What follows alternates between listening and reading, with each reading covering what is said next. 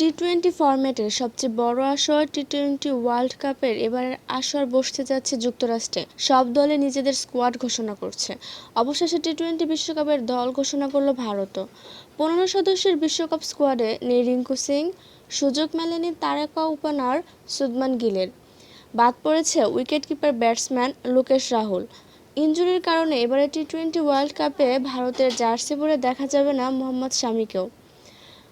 ভারতের এবারের বিশ্বকাপে দলকে নেতৃত্ব দেবেন রোহিত শর্মা। সহ অধিনায়ক হিসেবে থাকছে হার্দিক পান্ডিয়া। টপ অর্ডারে রোহিত শর্মার সাথে আছেন যশস্বী জায়সওয়াল, বিরাট কোহলি, সূর্যকুমার যাদব। মিডল অর্ডার বা ফিনিশিংয়ের জন্য আছে হার্দিক পান্ডিয়া, শিবম দুবে।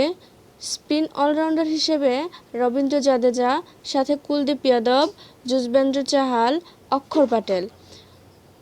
দুর্ঘটনা থেকে ফিরে এসেই সুযোগ পেয়েছে ঋষভ পান্ট, সুযোগ পেয়েছে সঞ্জু স্যামসন। পেসার হিসেবে দলে আছেন আর্শদীপ সিং, জসপ্রীত বুমরাহ ও মোহাম্মদ সিরাজ। এক কথায় বলা যায় ভারসাম্যপূর্ণ দলই ঘোষণা করেছে ইন্ডিয়ান ক্রিকেট বোর্ড।